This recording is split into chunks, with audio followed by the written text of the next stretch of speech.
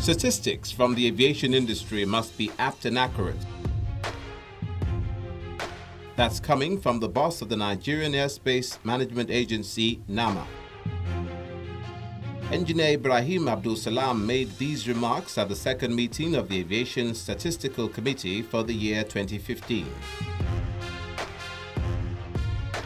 The NAMA helmsman said the Aviation Statistical Committee of the Federal Ministry of Transport must be up and doing to ensure that data produced on Nigerian air transportation is credible, reliable, and harmonized in order to meet international best practices.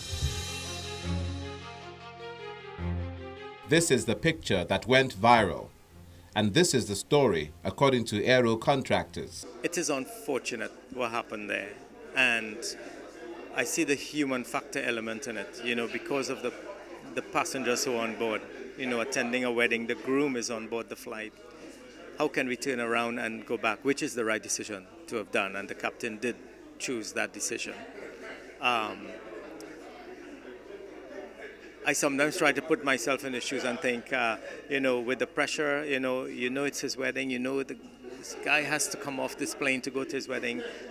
What can you do? The captain really did try to make the right decision in turning around, lock the door and turn around and go.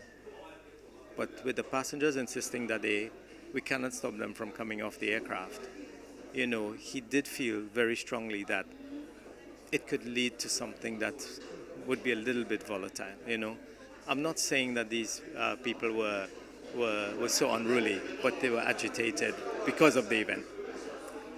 Going forward, we know that this thing can't ever happen again, If it means that we have to discontinue any charter to any place where there isn't an established ground handler, we just can't go again,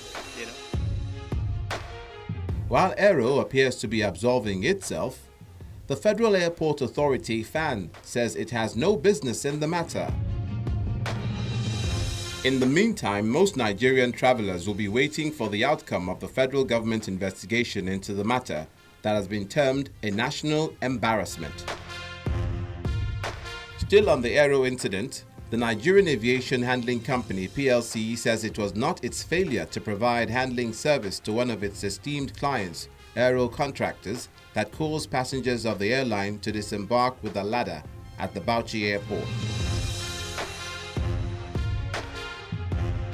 The ground handler said it does not have operations in Bauchi, and Aero is aware, insisting that for Aero to embark on that chartered flight, it definitely would have had made its own private arrangements.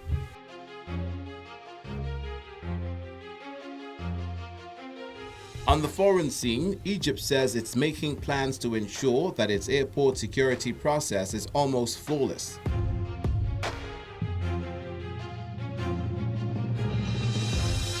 The country has decided to hire a foreign company to help improve the country's airport security, seen as a weak link in the air safety chain since a Russian plane crashed in the Sinai on October 31st.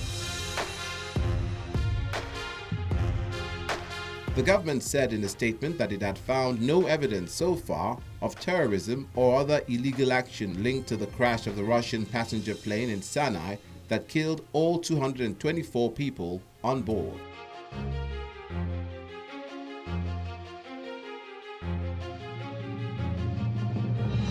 Russia and several Western states believe the Airbus A321, operated by Metrojet, is likely to have been brought down by a bomb, as the Islamic State militant group said it had smuggled an explosive on board.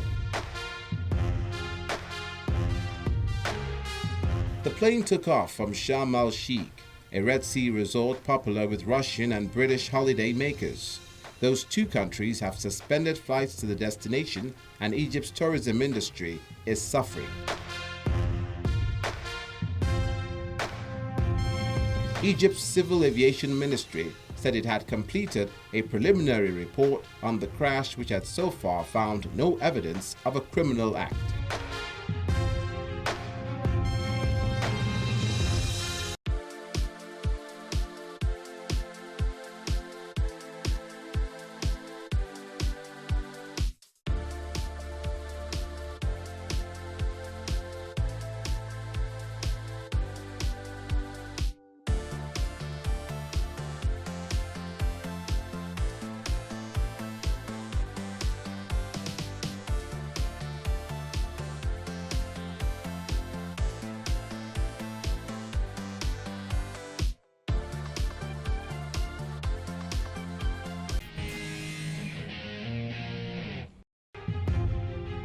Traveling by air can be one of the most exciting things to do, and it remains the fastest mode of transportation in the world.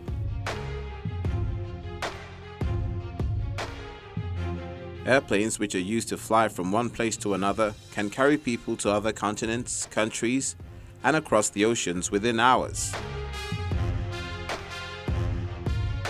With all the new aeronautical technology and advanced engineering that we have these days, the list of aircraft types and models continues to grow.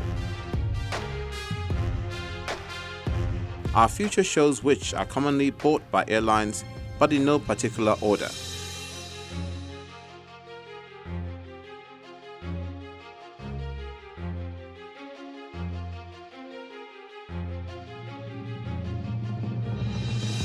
First, the Boeing 747, which is commonly known as the jumbo jet and queen of the skies.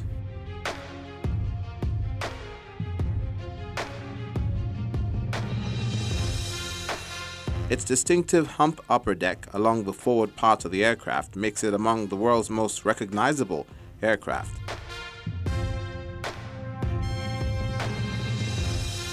Some airlines use it for commercial flights, while others utilize the plane for cargo.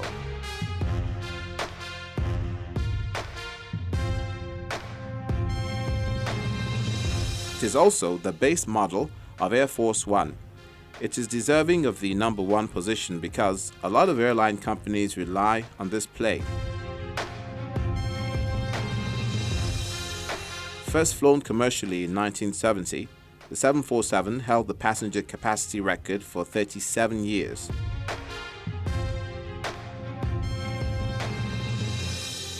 The 747-400 is the most common passenger version in service.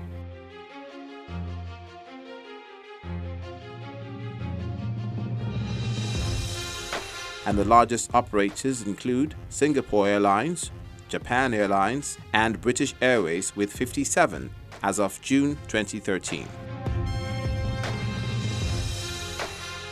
The next is the Boeing 777, commonly referred to as the 777.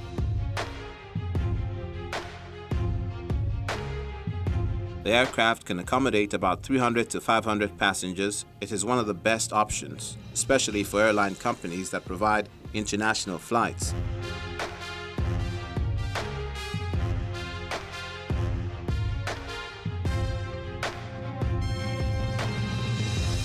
One advantage this aircraft offers is that it has turbofan engines, 6 wheels on each main landing gear, fully circular fuselage cross-section, and a blade-shaped tail cone, all adding to its better flight and movement. Developed in consultation with 8 major airlines, the 777 was designed to replace older wide-body airliners and bridge the capacity difference between Boeing 767 and Plus 747.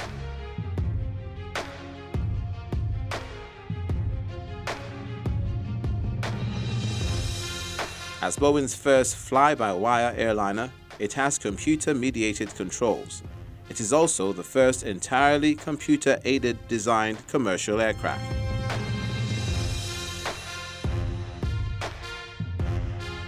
Another is the Boeing 737, a short to medium-range twin-jet narrow-body airliner whose family continues to grow. Most of the passenger models have a capacity of 85 to 215 passengers. The 737 is Boeing's only narrow-body airliner in production, with the -700, -800, and -109er variants currently being built. A re-engined and redesigned version, the 737 MAX, is set to debut in 2017. The 737 series is the best-selling jet commercial airliner. The 737 has been continuously manufactured by Boeing since 1967, with 8,636 aircraft delivered.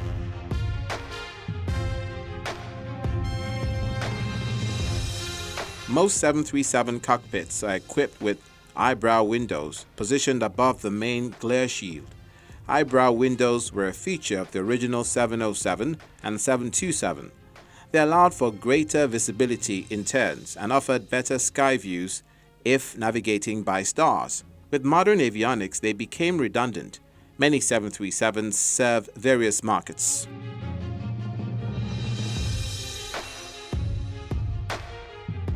Then finally, the Boeing 787, also called the Dreamliner. The aircraft was introduced for commercial flight primarily due to its fuel efficiency. Its variants seat 242 to 335 passengers in typical three-class seating configurations. It is Boeing's pioneering airliner with the use of composite materials as the primary material in the construction of its airframe.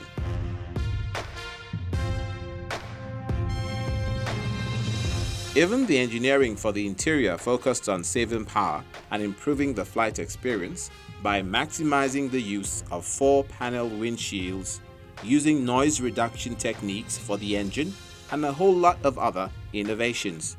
It shares a common type rating with the larger Boeing 777 to allow qualified pilots to operate both models.